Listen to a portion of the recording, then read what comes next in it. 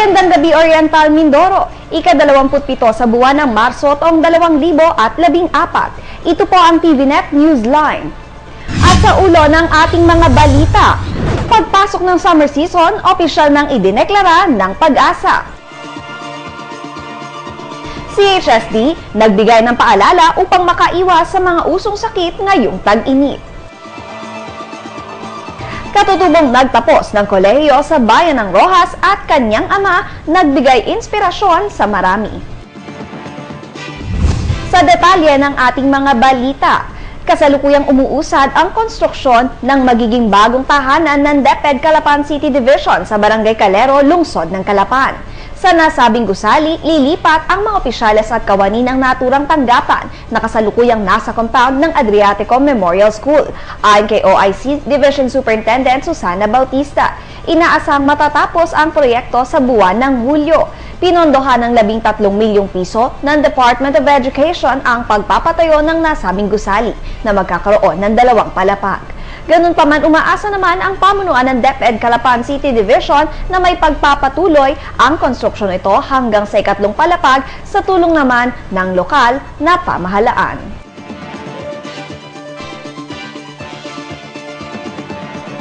Sa ibang balita, ngayon darating na 29 hanggang 30 ng buwang kasalukuyan, muling magkakaroon ng fun shoot na idarao sa Camp Epigenio Navarro Firing Range sa Barangay Suki, Lungsod ng Calapan. Ang Tamar Lodge No. 65, Free and Accepted Masons of the Philippines na kasalukuyang pinamumunuan ni Worshipful Master Alfredo Lupig. Sa panayam sa opisyal, isa sa mga layunin niya ng aktibidad na maipalaganap ang pagkakaroon at ng disiplina at dagdag na kasanayan ng mga gun owners sa paghawak ng baril.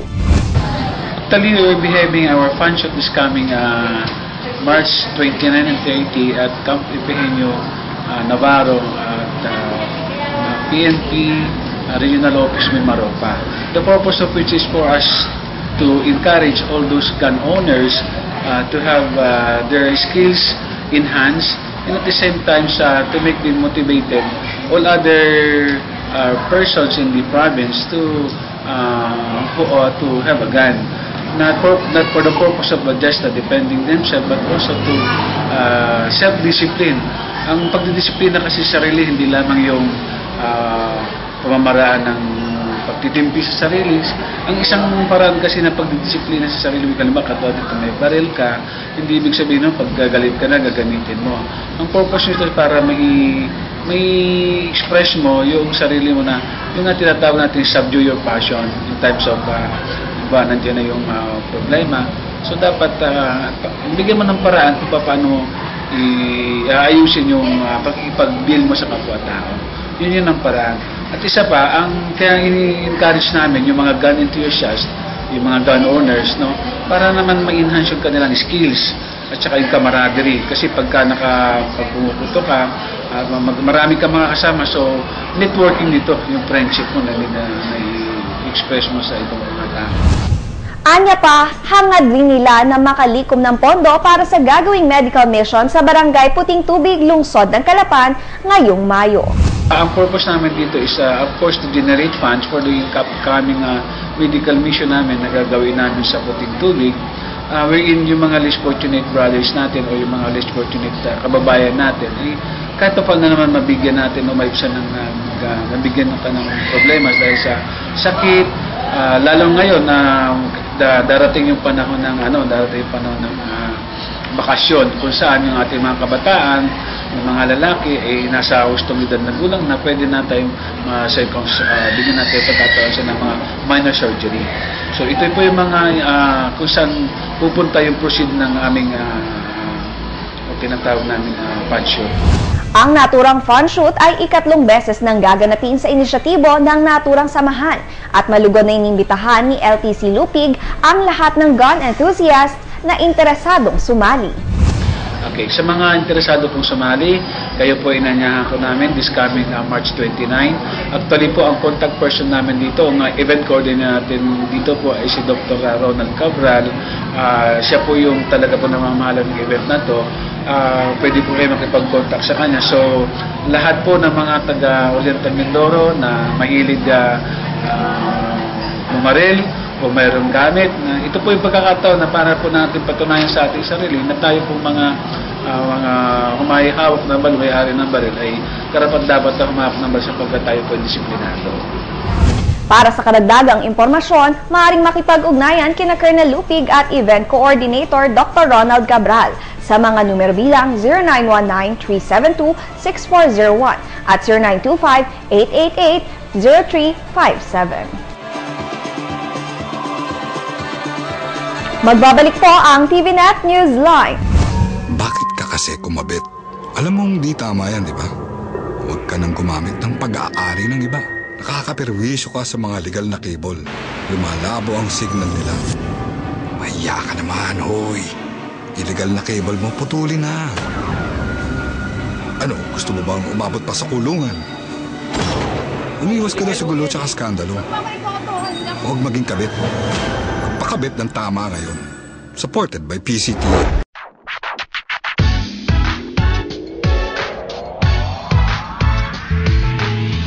Tell you how easy to pay your taxes correctly. Remember RFP. Register, file, and pay. Magandang araw po mga kababayan. Malapit na po ang deadline ng filing ng income tax. Ito po ay sa April 15, 2014. Kami po ay umaapila sa inyo. Huwag na po natin hintayin ang deadline. Kung pwede po, ay maaga tayo mag-file para maiwasan po natin ang pila. Salamat po at mabuhay po kayo. Bayan ay tulungan, tamang buwis ay bayaran.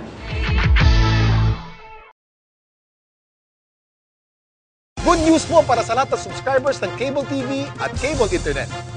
Naisa batas na po ang Anti-Cable Television and Cable Internet Tapping Act of 2013. At ayon dito, bawal makikabit ng Cable TV at Cable Internet. Ang parusa sa sino mang lumabag sa batas na ito ay pagkakakulong at pagbabayad ng malaking multa. Bayad ka na nga, kulong ka pa. Kim Atienza po, nagsasabing pagdating sa batas, hindi weather-weather lang.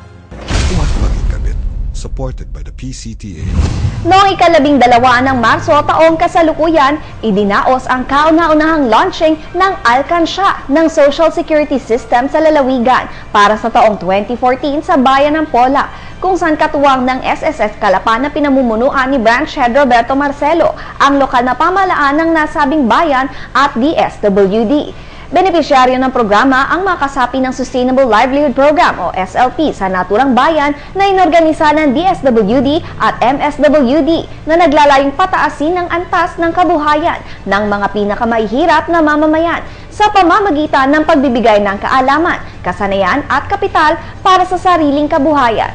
Inaprubahan ni Pola Mayor Leandro Panganiban Jr. ang proposal ng MSWD na magkaroon ng unang 100-slot Alcansya unit para sa mga regular na kasapi ng SLP. Ang mga potensyal na kasapi naman ay bibigyan ng pagkakataon sa oras na magkaroon ng bagong unit. Sinaksihan ang launching ng mga panauhin mula sa Mimaropa Region, SSS Buwak Branch Head, Santissima Rosario, PAC, DSWD Representative Marites Pones at ng mga opisyales ng nasabing bayan sa panguna ni Mayor Panganiban. Dahil sa inisyatibong ito ng Pola MSWD, ang mga SLP coordinators ay naghahangad na rin na magkaroon ng alkansya sa kani-kanilang munisipalidad para sa kapakinabangan ng kanilang mga kababayan. Tiniyak naman ni Mayor Panganiban na binabalak na rin nilang magkaroon ng isa pang unit ng alkansya, depende sa pagnanais ng mga kababayan sa ibang barangay na magkaroon nito. Ang naturang programa ng SSS ay naglalayong makatulong sa mga naghahanap buhay na kasama na sa informal sectors na nais magkaroon ng Social Security.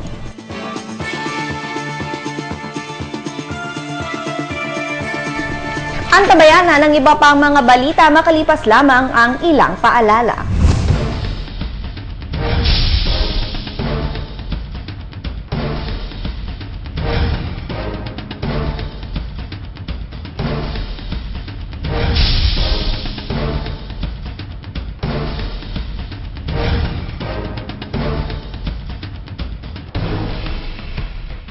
Mula sa PCSO, Bingo Milyonaryo, Bingo 3, BIN, premyo 2,000 piso. Bingo 4, BING, premyo 20,000 piso. Bingo 5, BINGO, jackpot 150,000 piso. Bingo 6, BINGOM. Jackpot, 4 na milyong piso. Bingo 2, OM, premyo, 4,000 piso. Tumulong at manalo, maging milyonaryo sa 5 piso. Available na sa Bingo Mindoro. Maging retailer na. Visit